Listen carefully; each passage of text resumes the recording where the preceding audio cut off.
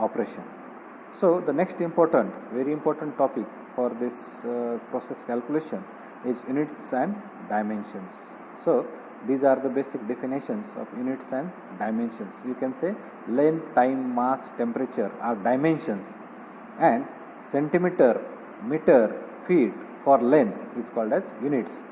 So centimeter, meter, feet are units of a dimension called length.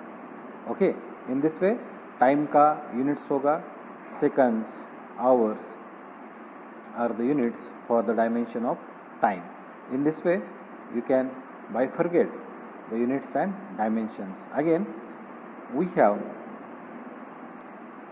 two categories of the dimensions. So first is fundamental or basic. So length, mass, time, temperature are the basic dimensions, and if we use a combination of two or more basic units, we get a derived dimension. So you can say that meter per second is a derived quantities which use the two fundamental dimensions of meter and second for length and time. Similarly, centimeter square for area is a derived dimension. Kg per second is also derived dimensions. So let's see the first unit, temperature. So you can see we are normally uses the Fahrenheit, Celsius, Rankine and Kelvin scale of temperature. So you can see the difference between them. Next is force. So according to Newton's second law of motion, force is a product of mass and acceleration, where mass is measured in kg and acceleration is a rate of change of velocity. That's why the unit of acceleration is meter per second square. So the unit of force will be kg into meter per second square, which is also designated as Newton. Okay, so we can say that when a body of mass 1 kg is accelerated by 1 meter per second square, the force acting on body is 1 kg meter per second square, so which is also known as Newton. Okay, so kg meter per second square is nothing but a Newton, which is a unit of force. Next is pressure. So pressure is defined as is the ratio of force to the unit area. Okay, so wherever that force is applied. So pressure is equal to force per unit area, where force is measured, we have seen the force is measured in kg meter per second square or Newton, and area is measured in meter square. So the unit of pressure is Newton per meter square, which is also known as Pascal. Okay, so you have to remember the basic units. Say kg meter per second square for force, and secondly it is called as Newton. But kg meter per second square, if you remember the kg meter per second square for force, it will easy to do the calculations of units. Okay, similarly for pressure it is Newton per meter square. Okay, no doubt it is called as Pascal, but you have to remember the basic unit as Newton per meter square, which is required for the calculations of units. Okay, so these are the conversions. 1 standard atmosphere is equal to 1.01325 bar, which can be converted into Pascal, Newton per meter square and in mmHg. Okay, so you can see the relationship between atmosphere to bar, Pascal and mmHg. Okay, so we consider the pressure for the special case. Say there is a oil in piston cylinder assembly. You can see there is weight put on that pan. Okay, so if we want to calculate the pressure acting on that oil, okay, so you have to know convert the basic formula force per unit area. Now force in this case will be the product of mass into acceleration due to gravity. Okay, for this particular case it is a mass of weight, pan and piston.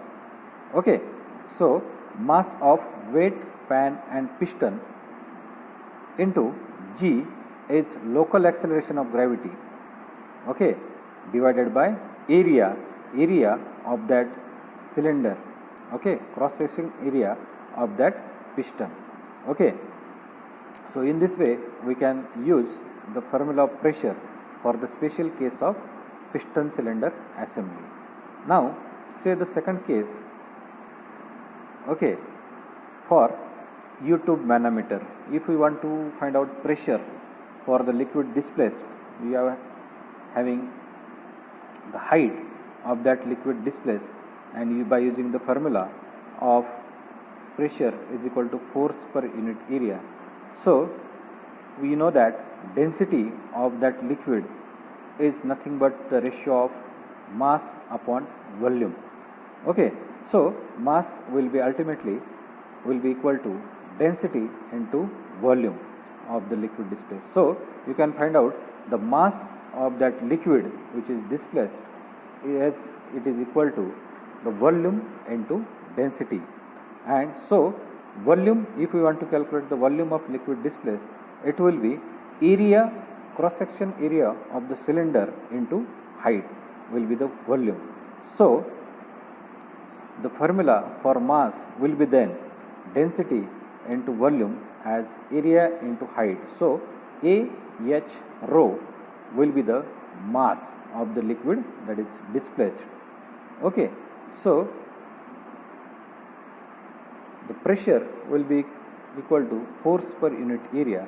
For this case it is mass of liquid displaced into acceleration due to gravity divided by area, and replace the mass by A H rho, that is cross section area of column, into H is height of liquid displaced, into rho is the density of that fluid. The formula for pressure will become H rho g. In this way we can convert the various units and dimensions for the special cases whichever under consideration. So in this way we can convert various units. The next dimension is work. So you know the work is the product of force into displacement. Okay, where force is measured into Newton and dl is the displacement. So that the unit of work is Newton meter. Newton for force and meter for distance, displacement. That's why the unit of work is Newton meter, which is also known as joule and given by symbol capital J. Okay, so you have to remember the basic unit of work as Newton meter, okay, which is designated as joule, and the formula is force into displacement. Okay, the definition is work is the product of force acting on body and the distance traveled by body in the direction of applied force.